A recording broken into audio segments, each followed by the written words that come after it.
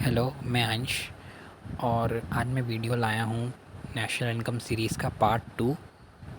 और पहले हमने पार्ट 1 में हमने जैसे देखा stock and flow and circular economy के कंसेप्ट पढ़े। और मैंने उस समय ये भी बताया था कि नेशनल इनकम जो होगा वो काफ़ी हो सकता है 4 5 6 सीरीज़ की भी वीडियोस की एक सीरीज़ बने, क्योंकि ये जो कंसेप्ट है काफ़ी कॉम्प्लेक्स है। मैंने कोशिश की है कि जो वीडियो हो ज़्यादा बड़ी ना हो, लेकिन ये भी है कि सारे कंसेप्ट्स भी आपको समझ में आएँ। तो और असल में नेशनल इनकम को मेजर करने तक पहुंचने के लिए बहुत छोटे छोटे कंसेप्ट पहले समझना बहुत बहुत ज़रूरी है, वरना ये समझ में आएगा ही नहीं। तो उससे तो चलिए पार्ट 2 शुरू करते हैं। तो पार्ट 2 में सबसे इम्पोर्टेंट पहला कंसेप्ट जो है वो है डोमेस्टिक टेरिटरी का। डोमेस्टिक टेरिटरी इकोनॉमिक टेरिटरी भी कहते हैं। Domestic territory means political frontiers of a country. Political frontiers मतलब कि जहाँ पर उसकी गवर्नमेंट की, इंग्लिश में कहें सोवर्जिनिटी और हिंदी में कहें संप्रभुता होती है। जहाँ किसी देश की गवर्नमेंट की चलती है, बहुत लेमैन भाषा में कहें। लेकिन हम जनरली हम सोचते हैं कि जब हम डोमेस्टिक टेरिटरी की बात कर रहे होंगे, अपने देश की लैंड की बात कर रहे होंगे, तो हम जो मैप होता है, हम मैप पे जितना इंडिया देखते हैं वही होता है। लेकिन जो डोमेस्टिक टेरिटरी होती है वो इससे भी आगे होती है। तो उनके एग्ज़ाम्पल क्या हैं, जैसे कि शिप एंड एयरक्राफ्ट जो होते हैं, जो ओन और ऑपरेट किए जाते हैं normal resident between two countries. हमारे जहाज़ और जो एयरक्राफ्ट होते हैं ना, वो जो दूसरी कंट्रीज़ में उड़ रहे हैं, लेकिन वो ऑपरेटेड और ओन्ड मतलब ख़रीदे हुए हैं, उनके हैं, और उसको वो चलाते भी हैं, वो हमारी टेरिटरी के पार्ट होते हैं। ये जैसे कि इसमें मैंने एग्ज़ाम्पल दिया है कि जो एयर इंडिया की फ़्लाइट है, एयर इंडिया हमारी कंपनी है, हमारे रेसिडेंट ने ओन की हुई है। आगे मैं आपको रेसिडेंट का भी कंसेप्ट पूरा समझाऊंगा। नॉर्मल रेसिडेंट असल में हम कहेंगे किसको, प्लेन्स। तो मैंने जब आपको एयर इंडिया का एग्ज़ाम्पल दिया तो इसका मतलब यूके और यूएस के बीच में ये दो कंट्रीज़ हैं। यहाँ पे जो हमारा एयर इंडिया जो चलाया, ओन एंड ऑपरेट किया जाता है इंडियन गवर्नमेंट के थ्रू, अब टाटा वालों ने ख़रीद लिया है एयर इंडिया को, तो ये भी हमारी डोमेस्टिक टेरिटरी का पार्ट होगा। फ़िशिंग वेसल्स जो हमारे जो मछुआरे होंगे हैं इंडियन, वो, और जो आपने देखा होगा, पता नहीं आपने वो पिक्चर्स देखी हों कि नहीं, बड़े से ओशंस में आपने देखा होगा जो ओशन के बेड से निकाला जाता है ऑयल, एक्सट्रैक्ट वहाँ से भी किया जाता है, क्रूड ऑयल। तो वहाँ पे जो ये बड़े बड़े रिग्स लगे होते हैं ऑयल और नेचुरल गैस एक्सट्रैक्ट करने के लिए, प्लेटफॉर्म्स लगे हुए होते हैं, और वो अगर इंडियन कंपनी के द्वारा ओन किए जा रहे हैं तो वो भी हमारे इंडियन टेरिटरी का पार्ट हो, जब भी वो इंटरनेशनल वाटर्स में होते हैं। इंटरनेशनल वाटर्स क्या हुए, जनरली अगर बहुत मैं बेसिक बेसिक बात करूँ ना, तो ये इंटरनेशनल वाटर्स, अब इतना कंसेप्ट मैं आपको बेसिकली बता देता हूँ कि जहाँ तक वो वाटर हमारी शोर से लेके, हमारे इंडिया के तट से लेके, जितना वाटर हमारे कंट्रोल में होता है, और उसके बाद इंटरनेशनल वाटर शुरू होता है। जनरली ये 200 किलोमीटर होता है, 200 किलोमीटर से करीब। बाकी आप एक बार चेक भी कर लीजिएगा एग्जैक्ट क्या इतना होता है। तो वो भी टेरिटरी का पार्ट होगा। और एक बहुत बहुत इंपॉर्टेंट है, जो आपसे कई बार 1 और 2 क्वेश्चन के फॉर्म में भी पूछा जा सकता है, तो वो है कि एम्बेसीज़ होती हैं ना जो हमारी कंट्री की अब्रॉड, वो भी हमारी डोमेस्टिक टेरिटरी का पार्ट होती हैं। क्या, जैसे कि इंडियन एम्बेसी जो कनाडा में है, वो भी हमारी डोमेस्टिक टेरिटरी है। चीज़ कोई यूके, अमेरिका, चाइना, कहीं भी अगर हमारी इंडिया की एम्बेसी, वो भी हमारी टेरिटरी होती है। कोई कंट्री उसमें घुस नहीं सकती हमारी परमिशन के बिना, चाहे वो दूसरे देश में इंक्लूडेड है।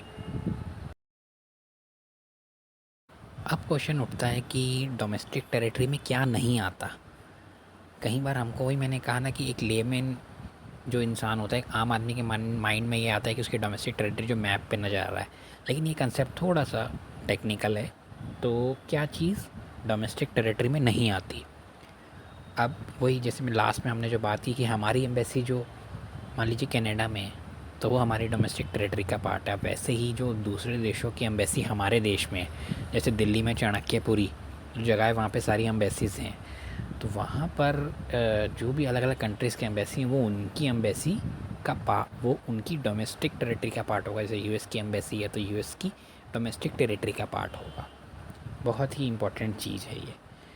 इंटरनेशनल ऑर्गेनाइजेशन जैसे यूएनओ, डब्ल्यूएचओ, इनके अब क्योंकि इंटरनेशनल ऑर्गेनाइजेशन है तो ज़्यादातर तो यूरोप में हैं, कुछ अमेरिका में भी हैं। तो इनके जो ऑफिसेज़ होते हैं ये होते तो किसी कंट्री के अंदर इंक्लूडेड, लेकिन ये उसकी डोमेस्टिक टेरिटरी के पार्ट नहीं होते। मान लो यूएनओ अपना कोई बहुत बड़ा ऑफिस यहाँ खोलती है तो वो हमारी डोमेस्टिक टेरिटरी का पार्ट नहीं होगा। ये बहुत इंपॉर्टेंट है। इन्फोसिस तीसरा एग्जांपल है कि मान लीजिए इन्फोसिस ने अपनी बिल्डिंग जो है वो वहाँ पे अमेरिका की कंपनी को दी हुई है, वो भी हमारी डोमेस्टिक टेरिटरी का पार्ट नहीं होगी। ये याद रखिएगा। कुछ ये बहुत इंपॉर्टेंट टॉपिक है, कई बार वो पूछ लेते हैं कि वो इंक्लूड होगा कि नहीं होगा। डोमेस्टिक टेरिटरी के बाद अब एक कंसेप्ट है सिटीज़नशिप एंड रेसिडेंटशिप। बड़ा इंपॉर्टेंट कंसेप्ट है, आगे आपको बहुत काम आएगा ये नेशनल इनकम कैलकुलेट करने में। तो पहले हम लेते हैं सिटीज़नशिप, नागरिकता।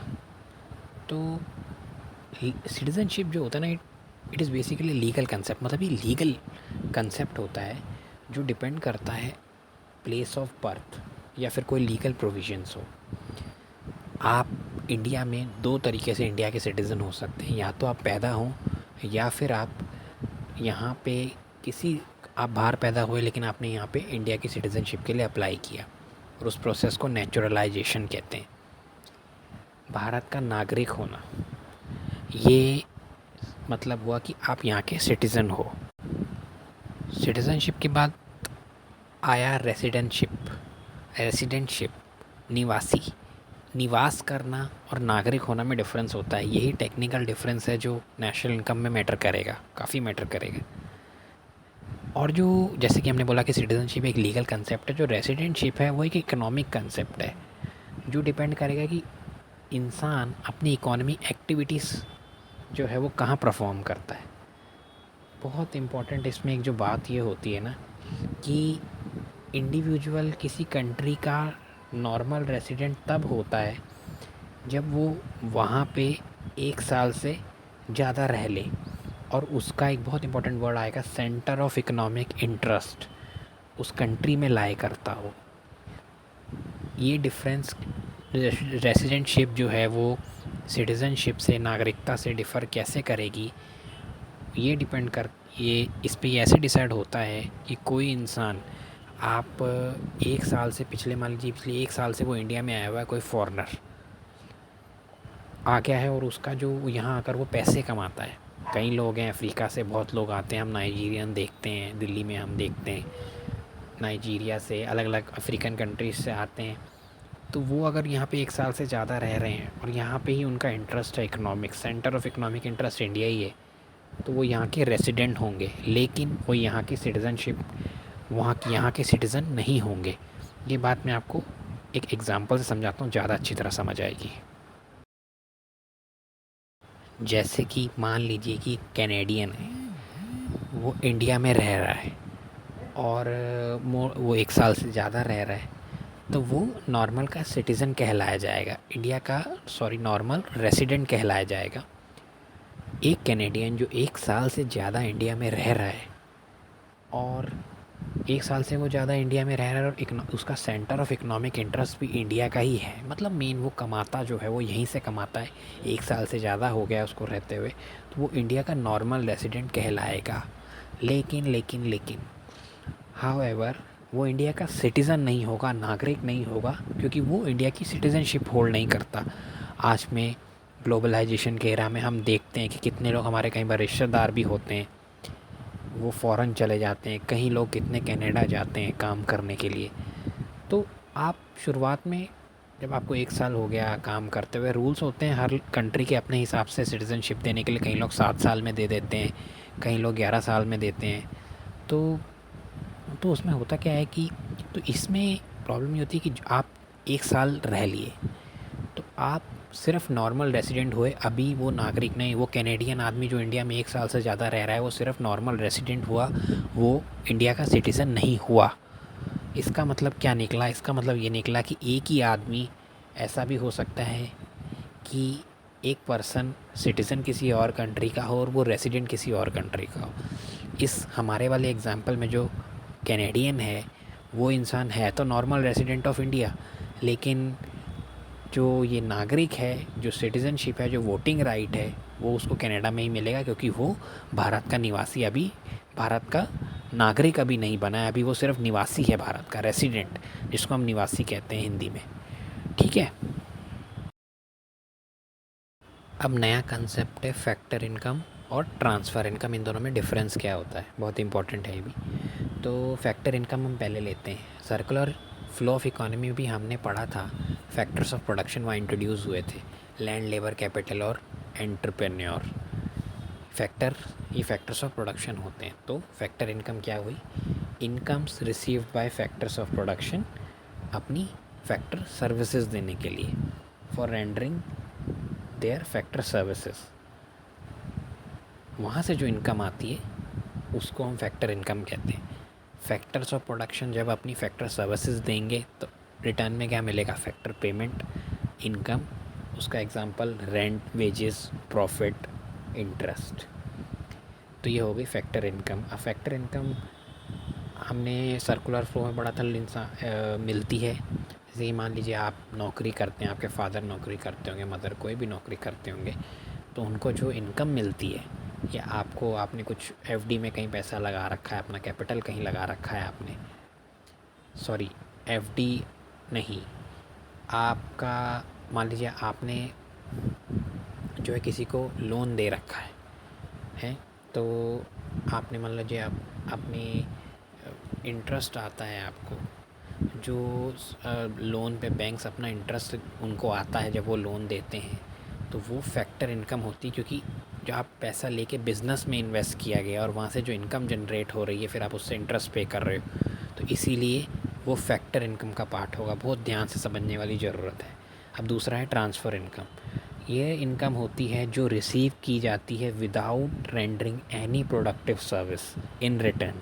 फैक्टर इनकम में प्रोडक्टिव सर्विसेज होती थी, गुड्स एंड सर्विसेज प्रोड्यूस होते थे, तो जो लोग काम करते हैं उनको पैसे मिलते हैं, तो फैक्टर इनकम होती थी। लेकिन ट्रांसफ़र इनकम वो होती है जो किसी प्रोडक्टिव सर्विसेज के लिए नहीं दी जाती, तो ये नेशनल इनकम में नहीं इंक्लूड होती है। ट्रांसफ़र इनकम नेशनल इनकम में इंक्लूड नहीं होती है, फैक्टर इनकम इंक्लूड होती है। ट्रांसफ़र इनकम क्यों नहीं इंक्लूड होती है? इसलिए नहीं इंक्लूड होती है क्योंकि कोई प्रोडक्टिव सर्विसेज नहीं की गई हैं।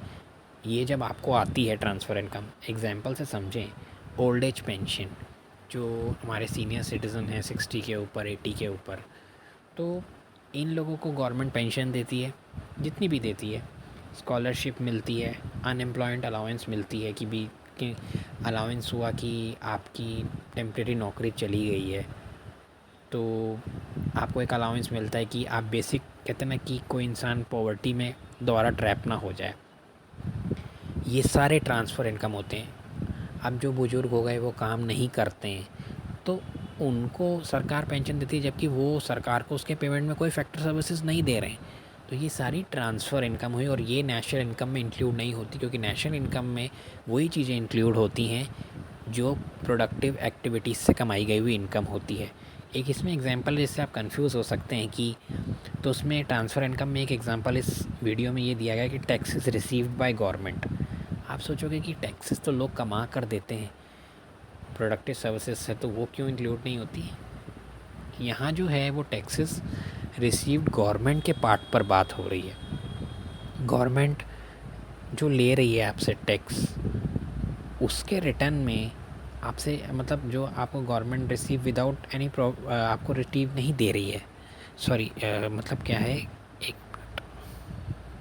मतलब इसका ये बैठता है कि जो टैक्सेस गवर्नमेंट रिसीव करती है वो गवर्नमेंट के लिए ट्रांसफ़र इनकम है, क्योंकि वो आपको कोई डायरेक्ट प्रोडक्टिव सर्विस नहीं दे रही है इस टैक्स के बदले में। देखिए, आप सोच रहे होंगे कि भी सरकारें जो भी ये सब करती है, रोड, पार्क, ये सब बनाती है, सर यहाँ जो इनकम है, ट्रांसफ़र इनकम है, ये दो बंदों के बीच में हो रही है। सरकार टैक्स को कैसे यूज़ करती है, लेकिन आपके लिए डायरेक्ट आपको कुछ नहीं देती, आपको टैक्स देना ही देना है, आपको देना ही देना है। चाहे आपका एरिया बिल्कुल वेल डेवलप्ड है, वो ये पैसा लेके कहीं और इन्वेस्ट करेगी, कहीं और जो अंडर डेवलप्ड एरिया है वहाँ पे स्पेंड करती है। डायरेक्टली आपको कुछ नहीं देती, चलो आपने टैक्स दिया तो अब ये आप आपके लिए कुछ भी ये रिटर्न में लीजिए। तो इसीलिए बहुत याद रखें, कई बार वो क्वेश्चन पूछ लेते हैं। ऐसे ही सब्सिडी जो होती है आपको देती है, तरह तरह की सब्सिडी देती है। जैसे मान लीजिए सरकार की, हमारे गवर्नमेंट ऑफ इंडिया की उज्ज्वला स्कीम है, उसमें वो सिलेंडर देती है बीपीएल परिवारों को, फ्री में भी उनको एलपीजी का कनेक्शन मिलता है। तो जो फ्री में इनका एलपीजी का कनेक्शन मिलता है, तो ये उसमें उन लोगों के लिए सिलेंडर को सब्सिडाइज़ करती हैं गवर्नमेंट। तो ये अब रिटर्न में सरकार उनसे कुछ नहीं ले रही है, कोई सरकार के लिए वो कुछ कर तो नहीं रहे, लेकिन फिर भी सरकार, क्योंकि सरकार का एक मोटिव सोशल वेलफेयर भी होता है, जो लोग नहीं कर सकते ये ना हो कि वो मेन स्ट्रीम से बाहर हो जाएं, तो इसीलिए ये ट्रांसफ़र इनकम हुई। सरकार का टैक्स को रिसीव करना और सब्सिडी देना सरकार के पार्ट पर ट्रांसफ़र इनकम होती है। नया टॉपिक शुरू करने से पहले एक बार मैं आपको ये फिर दोहराना चाहता हूँ कि फैक्टर इनकम नेशनल इनकम का पार्ट बनती है, ट्रांसफ़र इनकम नेशनल इनकम का पार्ट नहीं बनती है। क्यों? क्योंकि ट्रांसफ़र इनकम में कोई प्रोडक्टिव एक्टिविटी इन्वॉल्व नहीं होती। अब हम आगे बढ़ते हैं final goods versus intermediate goods. ये भी बहुत इंपॉर्टेंट है। फाइनल गुड्स पहले हम लेते हैं। पहले ही इसमें यहाँ ब्रैकेट में लिखा हुआ है कि ये नेशनल इनकम में इंक्लूड होते हैं फैक्टर इनकम की तरह। फाइनल गुड्स क्या होते हैं? वो वाले गुड जो कंज्यूमर ख़रीदते हैं अपनी फ़ाइनल कंजम्पशन के लिए। जैसे कि आप जाके सुबह दूध ख़रीद के लाए, आप दूध आएंगे, चाय बना लेंगे या कुछ भी उसका यूज़ कर लेंगे, खा के ख़त्म कर देंगे। दूसरा टाइप हुआ कि भी, तो जैसे दूसरा टाइप हुआ कि मान लीजिए फर्म्स ने परचेज़ किया, कोई भी गुड्स परचेज़ किया कैपिटल फॉर्मेशन या इन्वेस्टमेंट के लिए। ये जो मशीनरी ख़रीदी गई है, अब एक मान लीजिए आप ही ने कुछ सोचा कि अब आप कोई अच्छी टेक्नोलॉजी यूज़ कर रहे हैं। मान लीजिए अब आपने, जैसे हमने मार्केट में देखा है आजकल, पहले तो सीधा वो नारियल पानी को तोड़ कर दे देते थे, ऊपर से काटा और आपको पकड़ा देते थे पाइप डालकर। लेकिन अब वो मशीन, आपने देखा होगा, उल्टा करके नारियल लगा देते हैं और मशीन से फिर पानी आता है, कोकोनट वाटर आता है। तो ये मान लीजिए किसी फर्म ने ख़रीदी, किसी रेडी वाले ने ख़रीदी, किसी भी छोटे व्यापारी ने ख़रीदी, तो ये फ़ाइनल कंजम्पशन के लिए कराएगा, क्योंकि अब वो सालों इस मशीन को यूज़ करेगा, तो वो फ़ाइनल गुड की कैटेगरी में आएगा। और ये जो हैं वो नेशनल इनकम में इंक्लूड होते हैं फ़ाइनल गुड। इंटरमीडिएट गुड, अगला, इंटरमीडिएट गुड नहीं इंक्लूड होते हैं नेशनल इनकम में। इंटरमीडिएट गुड क्या होते हैं? इसकी भी दो कैरेक्टरिस्टिक्स होती हैं। इंटरमीडिएट गुड जो होते हैं वो रीसेल के लिए प्रोड्यूस किए जाते हैं, बहुत ध्यान से परचेज़ किए जाते हैं। बहुत ध्यान से इस बात को सुनिएगा। एग्ज़ाम्पल ये हुआ कि मान लीजिए आपने दूध ख़रीदा, आपके पापा की डेयरी की शॉप है, आपकी डेयरी की शॉप है, अब आप उसको बेचने के लिए, रीसेल के लिए ख़रीद रहे हो ना आप गुड को। यहाँ आपने दूध सुबह होलसेलर से इसीलिए ख़रीदा ना, तो ये इंटरमीडिएट गुड बन जाएगा। जैसे कि मिल्क जो सुबह ख़रीदा गया था, जो मैंने पहले एग्जांपल दिया फ़ाइनल गुड में, अगर आपने घर के लिए ख़रीदा है, घर में चाय बनेगी, कुछ भी बनेगा, तो ये हुआ फ़ाइनल गुड। लेकिन अगर आप इसको, दूध को ख़रीद रहे हो होलसेलर से आगे और बेचने के लिए, अब जो हमारी परचून की दुकानें होती हैं गलियों में, तो ये इंटरमीडिएट गुड का पार्ट हो जाएगा। गुड को कोई, या फिर दूसरी कैरेक्टरिस्टिक हो गई, कोई भी गुड जो फर्दर प्रोडक्शन के लिए यूज़ होने वाला हो। अब इसी दूध को मान लीजिए कोई मिठाई वाला ख़रीद लेता है, कुछ भी बनाने के लिए दूध से इतनी सारी मिठाइयाँ बनती हैं, तो ये भी इंटरमीडिएट गुड हो गया। तो ये दो कैरेक्टरिस्टिक्स मैंने फाइनल और इंटरमीडिएट गुड की आपको बता दी। एक बात मैं आपको बड़ा ही, जहाँ रेड में या जो वीडियो में लिखा आ रहा है वो है, it should always be remembered that intermediate goods are used up in a year. Yes, क्या होता है कि एक बड़ी इंपॉर्टेंट लाइन ये है कि इंटरमीडिएट गुड जो हैं, जो अकाउंटिंग, जब टेक्निकल टर्म में गुड्स को क्लासिफाई करने की, अलग अलग करने की बात आती है ना, कि कौन फाइनल है और कौन इंटरमीडिएट है, तो इसमें ये ऐसे इसको आइडेंटिफाई किया जाता है कि जो इंटरमीडिएट गुड है वो एक ही साल के अंदर अंदर यूज़ हो जाना चाहिए। मान लीजिए आपने खूब सारी चीनी बनाई है, आपकी दुकान है, स्वीट्स की दुकान है आपके पापा की, तो आपकी जो स्वीट्स की दुकान है, अब आपने खूब चीनी मंगा रखी है और इतनी चीनी मंगाई है कि वो साल के अंदर यूज़ नहीं हो पाई सारी, तो जो गुड रह गई, जो गोदान में पड़ी रह गई चीनी, वो अब बची हुई चीनी यूज़ होने के बाद फाइनल गुड कंसिडर की जाएगी अकाउंटिंग करते समय। हिसाब किताब जब साल के बाद होता है, ये इकोनॉमिक्स में ऐसा ही एज्यूम किया जाता है। तो ये चीज़ बड़ी इम्पॉर्टेंट है। और फाइनली एक बात मैं ये कहना चाहूँगा कि कोई भी गुड ना अपने, आप किसी गुड को ये नहीं पॉइंट कर सकते कि ये फाइनल गुड है, ये इंटरमीडिएट गुड है, कि भाई कोई, जिसे कहते हैं ना कि हम अपनी भाषा में कहते हैं, कोई पैदाइशी जो होता है, कोई गुड इंटरमीडिएट फाइनल नहीं होता। ये डिपेंड करेगा उसका एंड यूज़ क्या है। अल्टीमेटली मिल्क घर के लिए यूज़ किया जा रहा है, चाय बनाने के लिए फाइनल बन गया। अगर वो फर्दर रीसेल डेयरी पे बेचने के लिए या मिठाइयों के लिए फर्दर प्रोडक्शन के लिए यूज़ होना है, तो वही गुड इंटरमीडिएट हो गया। तो इसीलिए उसका एंड यूज़ क्या होगा वो डिपेंड करेगा कि उस किस गुड की वो कैटेगरी में जाता है। कंसेप्ट हो गया कैपिटल और कंज्यूमर गुड्स के बीच में डिफरेंस। जैसे भी अभी हमने पहले पढ़ा कि फाइनल गुड्स और इंटरमीडिएट गुड्स, ये जो छोटे छोटे कंसेप्ट आ रहे हैं ना, ये बहुत आगे हेल्प आएंगे। कई बार 1 या 2 नंबर के क्वेश्चंस में, इवन कॉम्पिटिटिव एग्ज़ाम्स में भी इस तरीके की चीज़ों को पूछा जा सकता है। तो कंजम्पशन एंड कैपिटल गुड्स जो है, इसमें डिफरेंस है। तो कंजम्पशन गुड हम पहले लेते हैं। ये वो वाले गुड होते हैं जो किसी भी कंज्यूमर की वांट्स को डायरेक्टली सेटिस्फाई करते हैं। जैसे ब्रेड हो गया, बटर हो गया, शर्ट्स, पेंट, फर्नीचर, या आपने जाके मार्केट से, आपने जाके दुकान से ख़रीदे और आपकी गुड्स, आपकी वांट्स को डायरेक्टली ये सेटिस्फाई कर देंगे। कंजम्पशन गुड हो गए। अब कैपिटल गुड्स लेते हैं, ये एग्जांपल से डिफरेंस से समझ में आएगा। कैपिटल गुड्स जो होते हैं, ये वो वाले फाइनल गुड्स होते हैं जो हेल्प करते हैं दूसरे गुड्स एंड सर्विसेज के प्रोडक्शन में। मशीनरी सबसे important, plant and machinery equipment. मान लीजिए, अब आप ये देख लीजिए कि मान लीजिए बुलडोज़र है, बुलडोज़र ख़रीदा गया, या बुलडोज़र ख़रीदा गया और भी कोई कंस्ट्रक्शन इक्विपमेंट, मशीनरी ख़रीदी गई, तो बाकी गुड्स एंड सर्विसेज को प्रोड्यूस करने में हेल्प करता है ना।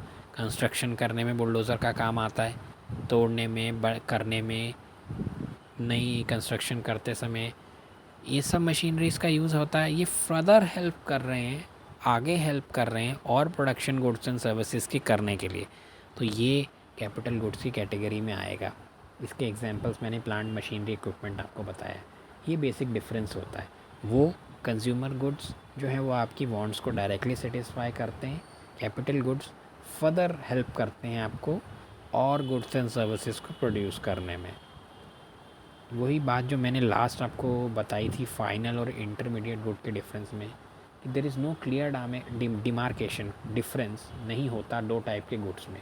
एक ही गुड कंजम्पशन भी हो सकता है और कैपिटल भी हो सकता है, डिपेंड करेगा कि उसका अल्टीमेट यूज़ क्या है। जैसे कि एक मशीन घर वालों ने ख़रीद ली अपने कंजम्पशन गुड के लिए, लेकिन अगर कोई मशीन को कोई बिज़नेस ख़रीद लेता है तो वही कैपिटल गुड बन जाएगा।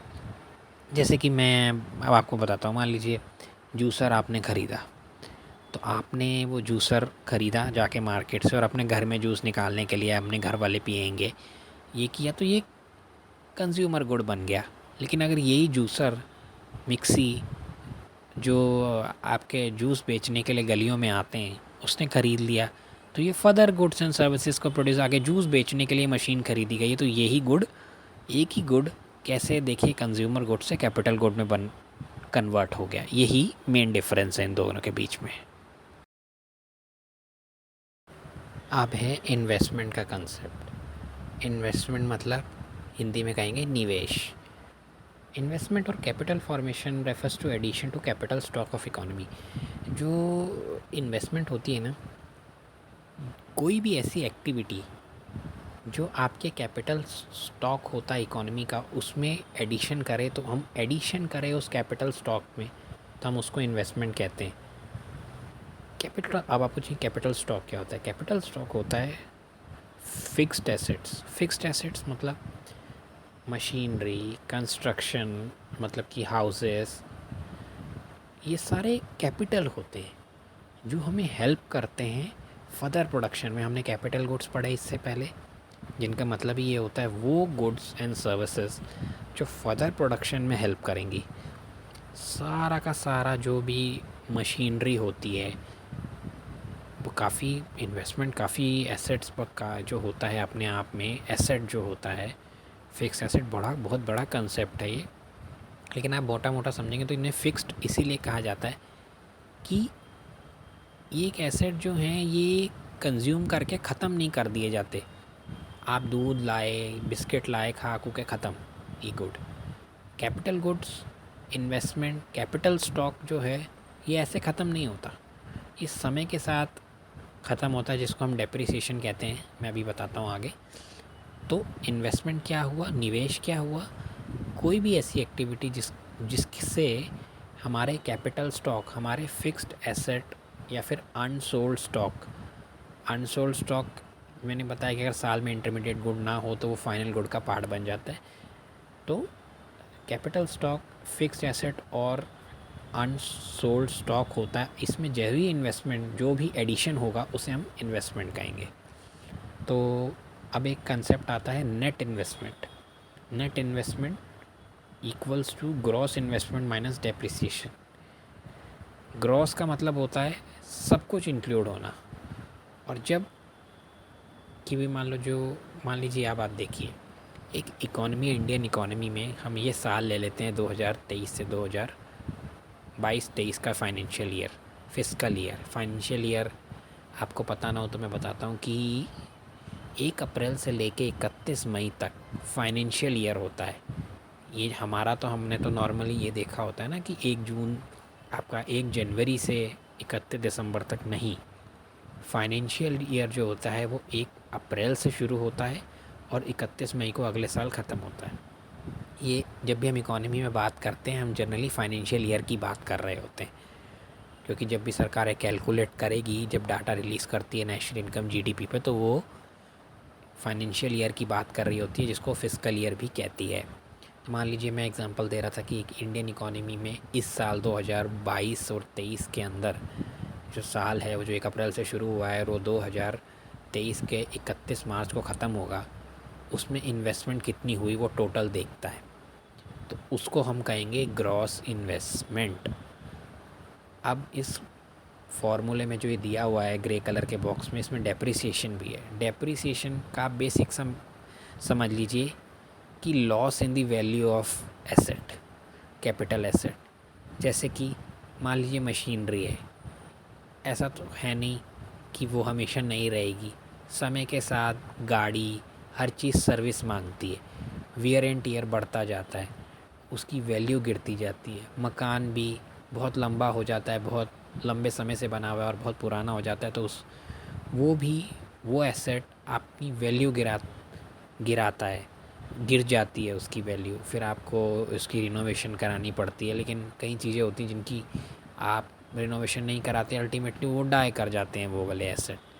तो कोई भी इस तरह के कैपिटल एसेट होते हैं उनमें डेप्रिसिएशन होता है। अब डेफिनेटली जो पिछले सालों में एसेट क्रिएट किए गए हैं उनमें कुछ कमी भी आई होगी, उनकी वैल्यू लॉस भी हुई होती। तो जो आपने इस साल में कैलकुलेट की है ग्रॉस इन्वेस्टमेंट, टोटल इन्वेस्टमेंट, उसमें से जब आप पुराने एसेट्स पर डेप्रिसिएशन को माइनस कर देते तो नेट इन्वेस्टमेंट आ जाती है। ये फार्मूला इस तरीके से सेटिस्फाई होता है। तो डेप्रिसिएशन क्या हुआ, loss in the value of asset gradually आता है। अब जैसे मैंने बताया कि मेनली 3 रीज़न से डेप्रिसिएशन किसी एसेट में आ सकता है। नॉर्मल वियर एंड टियर हो, मान लीजिए मशीन खरीदी है, क्रेन खरीदी गई है कंस्ट्रक्शन कंपनी ने, आगे वो जो यूज़ करते हैं कंस्ट्रक्शन में, होगा 10 साल 20 साल के बाद वो क्रेन की उतनी कैपेसिटी शायद ना रहे, तो ये एक नॉर्मल वियर एंड टियर हो। टाइम के साथ नॉर्मल काम करते हुए जो है वो चीज़ जब यूज़ होती जाती है तो वो बात उसमें नहीं रहती है, समय बीतता जाता है तो भी उसकी लॉस की वैल्यू गिरती रहती है। और एक ये है एक्सपेक्टेड ऑब्सोलियंस। इस शब्द का मीनिंग होता है कि पुराना पड़ जाना, ऑब्सोलेंस का मतलब जनरली ये होता है। तो ये ऑब्सोलेंस जो शब्द है, एक्सपेक्टेड ऑब्सोलेंस, कि भाई आप ये डेप्रिसिएशन का आप ये करते हो कि इस एसेट को, आज जो मैंने मशीन ख़रीद ली है, इसकी वैल्यू क्या रह जाएगी, आपको पता ही है। जैसे कि इवन ज्वेलरी भी होती है या कार भी होती है जो आप ख़रीदते हो, तो वो उतने में बिकती नहीं है। आपने अगर 8 लाख की कार ख़रीदी और अब आपने 2 साल बाद इसको बेचें, तो आपको जनरली कोई आधा रेट देता होगा। तो ये जो एक्सपेक्टेड पुरानी पड़ जाती है, ऑब्सोलेंस हो जाता है, इसकी वजह से भी डेप्रिसिएशन होती है। समय के साथ आपको वो चीज़ की उतनी वैल्यू नहीं मिलती, तो इस वजह से भी डेप्रिसिएशन आ जाती है। ये बहुत बेसिक कंसेप्ट मैं समझा रहा हूँ, वैसे ये कंसेप्ट बहुत कॉम्प्लेक्स है। बेसिक बात समझने के लिए नेट इन्वेस्टमेंट का फॉर्मूला है, आपको हेल्प करेगा आगे नेशनल इनकम कैलकुलेट करने में। अब आता है नेट इनडायरेक्ट टैक्सेस का कंसेप्ट। हमने ये बात पता हो भी सकती, नहीं भी हो सकती, कि जो टैक्सेस होते हैं वो 2 तरह के होते हैं, डायरेक्ट और इनडायरेक्ट। बेसिक डिफरेंस इकोनॉमिक्स में अगर आप इन दोनों के बीच में समझना चाहते हैं ना, तो आप ये समझ लीजिए, मैं आपको दोनों में 2 एग्जांपल, 2 डिफरेंस बताता हूँ।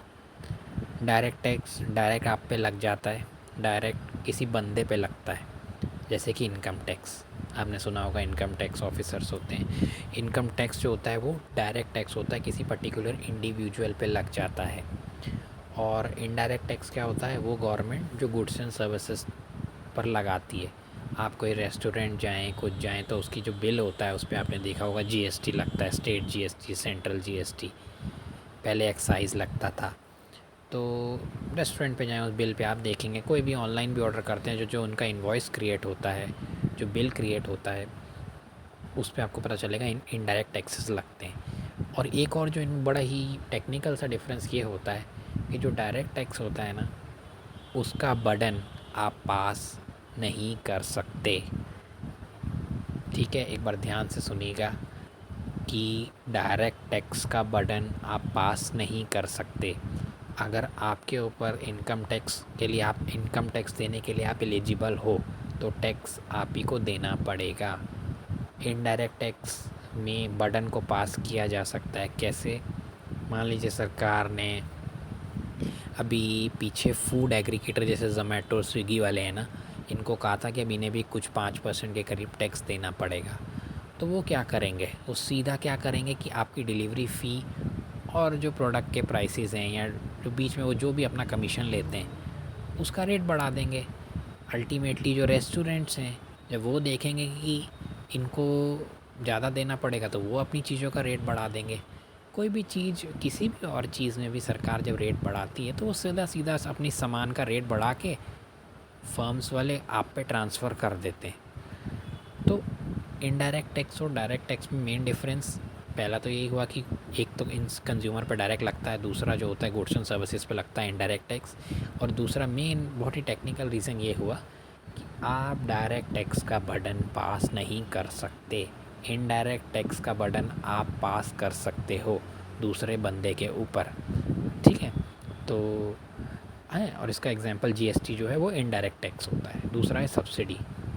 सब्सिडीज़ क्या होता है कि गवर्नमेंट देती है, हाउस होल्ड्स को देती है, किसी पर्टिकुलर ग्रुप को भी दे सकती है, जैसे सीनियर सिटीजन्स के लिए। अब तो वो हटा दिया गया है कि रेलवेज़ में जो होती थी उनकी थोड़ी सी उनकी सस्ती होती थी टिकट, और उनके लिए कुछ सीट्स भी रिज़र्व्ड होती थी। और कई बार बहुत जो बेचारे वीकर ग्रुप होते हैं, इकोनॉमिकली वीकर भी हो सकते हैं, तो सोशली बैकवर्ड क्लासेस भी होती हैं, उनको सरकार अलग अलग टाइप के, उनके बच्चों को अलग अलग टाइप की स्कॉलरशिप्स या कंसेशंस देती हैं। तो ये सब्सिडी के में आती हैं। अब जैसे एक एग्जांपल मैंने दे रखा है एलपीजी में सब्सिडी। एलपीजी में सब्सिडी मिलती थी, याद होगा, या अपने पेरेंट्स से आप पूछ सकते हैं। आपका जो सिलेंडर होता है, अगर सरकार आपको पूरे रेट पर देने लगे तो ये बहुत ज़्यादा कॉस्टली होगा। अब तो वैसे कई जगह पे इंडियन गवर्नमेंट ने हटा ली है, अब सब्सिडी को विड्रॉ कर लिया है, लेकिन ये एक अच्छा एग्जांपल है सब्सिडी को समझने के लिए। तो अब ये जो कॉन्सेप्ट, जैसे मैंने पीछे आपको एक फार्मूला बताया था ना नेट इन्वेस्टमेंट का, ये प्लीज़ याद रखिएगा अगर आपको सच्ची में नेशनल इनकम के कंसेप्ट को टेक्निकली और सिर्फ कंसेप्ट लेवल पे भी समझना है। नेट इनडायरेक्ट टैक्स क्या हुए? नेट इनडायरेक्ट टैक्स जब आप इनडायरेक्ट टैक्सेस में से सब्सिडी को माइनस करते हैं, मतलब कितना सरकार को इनडायरेक्ट टैक्स में आया और कितना उसने सब्सिडी में दिया, इनका डिफरेंस नेट इनडायरेक्ट टैक्सेस बनता है। प्लीज़ याद रखिएगा। एक मैंने आपको और बताया कि अब नेट इनडायरेक्ट टैक्सेस आपके पास आ गए। अब अगर आपने इसको indirect tax, net indirect tax आपके पास आया, अब अगर आप इसको फैक्टर कॉस्ट में प्लस कर देते हैं तो मार्केट प्राइस आ जाता है। फैक्टर कॉस्ट क्या?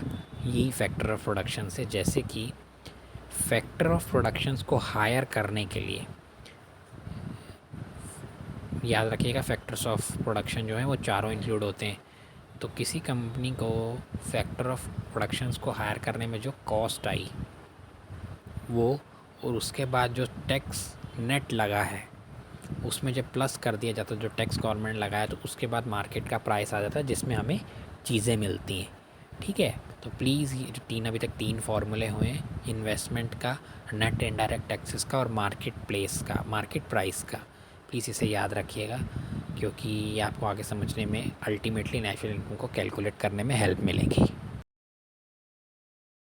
पार्ट 2 में आखिरी कंसेप्ट है net factor income from abroad. Factor income from abroad, abroad मतलब बाहर से, हमारे देश के बाहर से। तो पहले लेते हैं कि factor income from abroad. Factor income जो बाहर से आ रही है वही वो इनकम है जो हमारे नॉर्मल रेसिडेंट कंट्री के बाहर से कमाते हैं, वेजेस, सैलरी। बहुत लोग हैं ना, जैसे मेरे इंग्लिश में हम रेमिटेंस भी कहते हैं, जो मतलब बाहर से हमारे कितने लोग बच्चे जाते हैं, नौकरियां करते हैं फ़ॉरेन में, मिडल ईस्ट में, आपके सऊदी अरेबिया, अमेरिका, अलग अलग देशों में जो भी जाते हैं, वहाँ पे जब वो लोग पैसा कमाते हैं, वेजेस, सैलरी जो भी कमाते हैं, या शेयर्स में ही मान लीजिए आपने फ़ॉरेन कंट्री के इन्वेस्ट किया गया है, तो सॉरी शेयर्स नहीं, एसेट में कहूँगा, आगे आप समझेंगे कि शेयर्स में कमाया हुआ जो जो डाला हुआ पैसा होता है वो नेशनल इनकम में नहीं आता, मैं आपको बताऊँगा। तो factor income from abroad basic ये हुआ कि हमारे नॉर्मल रेसिडेंट, याद रखिएगा normal resident of a country, और वो मैंने आपको रेसिडेंटशिप में बताया था कि नॉर्मल रेसिडेंट किसी कंट्री के वो होते हैं जो 1 साल से उस कंट्री में ज़्यादा रह लें। ठीक है, तो ये बहुत है, अगर जब आपसे अगर मान लीजिए डेफिनेशन भी पूछ लें तो बहुत ध्यान रखिएगा, ये आप मिस नहीं कर सकते। मतलब कि भी income earn by normal resident of a country from rest of the world, बाहर से हमारे नॉर्मल रेसिडेंट की फैक्टर इनकम को अर्न करना सैलरी वेजेस के फॉर्म में, ये फैक्टर इनकम फ्रॉम एब्रॉड हुई। दूसरा है फैक्टर इनकम टू एब्रॉड, वो फैक्टर इनकम जो बाहर जा रही है। ये फैक्टर इनकम दूसरी कंट्रीज़ के नॉर्मल रेसिडेंट को पे किया जाता है। नॉन रेसिडेंट मतलब दूसरी कंट्री के, अब आपने सुना होगा एनआरआई, नॉन रेसिडेंट इंडियन, वो इंडियंस जो भारत के सिटीज़न तो हैं इस समय, लेकिन वो दूसरी कंट्री में रह के 1 साल से ज़्यादा वहाँ रह रहे हैं, तो वो अब वहाँ के रेसिडेंट हो गए। वो इंडिया वहाँ के रेसिडेंट हो गए और वो इंडिया के नॉन रेसिडेंट हो, इंडिया के रेसिडेंट अब नहीं रहे, लेकिन इंडिया के सिटीज़नशिप वो उनके पास अभी भी है। तो वो इंडिया के सिटीज़न तो हैं लेकिन इंडिया के रेसिडेंट नहीं हैं। तो अब मान लीजिए कि आप यहाँ पर जो लोग हैं, यहाँ पर कोई फॉरेनर्स, कोई कंपनी यहाँ काम है, इंडिया की कंपनी है और उसने अपने यहाँ पे फॉरेनर्स रखे हुए हैं, तो अब वो लोग यहाँ से पैसा कमा के जो बाहर भेज देते हैं अपने यहाँ भी, तो ऐसा भी तो होता है ना, कहीं हमसे भी जो इंडिया के से पुअर लोग हैं, जो बहुत लोग इंडिया में काम करने आते हैं, उनकी कंट्रीज़ में शायद उतनी अपॉर्चुनिटीज़ नहीं हैं, तो जब वो लोग इंडिया से पैसा भेजते होंगे तो फैक्टर इनकम टू अब्रॉड हो गई, जो इंडिया से बाहर चली गई है हमारी इंडियन टेरिटरी के अंदर जो वो काम करते हैं। तो अब इन दोनों का जब हम डिफरेंस ले लेते हैं तो वो बनता है net factor income from abroad. Please ध्यान रखिएगा, 4 फार्मूले हो चुके हैं अभी तक। Net factor income from abroad, ये जो होता है एक net factor income from abroad जो होता है, ये इन दोनों का डिफरेंस हो गया, ठीक है ना। अब यहाँ पे एक फार्मूला और दे रखा है, ये होता है कि जो फैक्टर इनकम होती है आप इसमें कंफ्यूज मत हो जाइएगा कि मैं तो कुछ और बोल रहा हूँ या लिखा कुछ और है। इन दोनों को जब करते हैं तो नेट आ जाता है। ये जो फार्मूला ग्रे बॉक्स में दे रखा है ना, इसका मेन मतलब ये है कि जो फैक्टर इनकम फ्रॉम एब्रॉड है, इस कंसेप्ट में कौन कौन सी चीज़ों को इंक्लूड किया जाता है।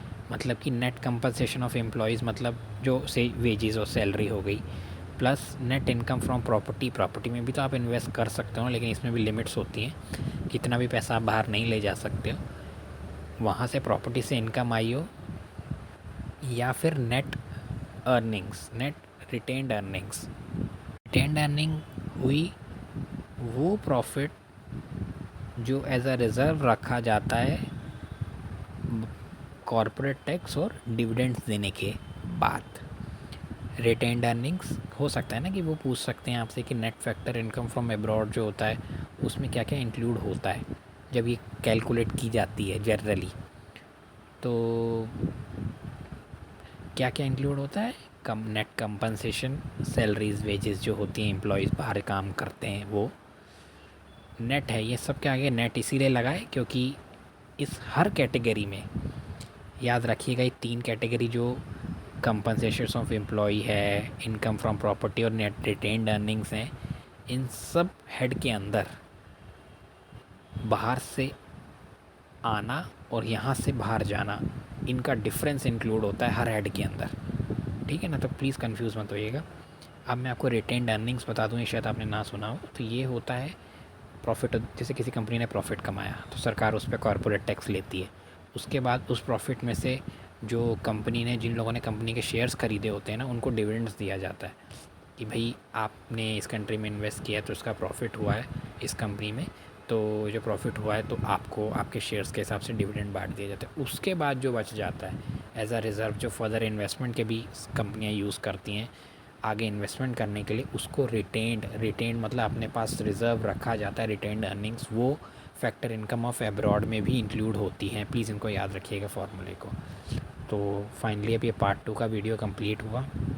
मैं आपसे यही कहूँगा कि अगर आपके कोई डाउट है या आप किसी टॉपिक पर और वीडियोस चाहते हैं तो आप ज़रूर कमेंट में लिखिएगा। और बाकी जो आपको कमी लगती है मेरी वीडियोस में तो प्लीज़ प्लीज़ प्लीज़ बताइएगा, इम्प्रूव करने में बहुत हेल्प होती है आपकी। तो थैंक यू। अब पार्ट 3 जल्दी आएगा और वो बेसिक एग्रीगेट्स पे होगा। फाइनली एक लास्ट वीडियो जिसके बाद आप नेशनल इनकम कैलकुलेट करने पे लायक हो सकते हैं। Thank you.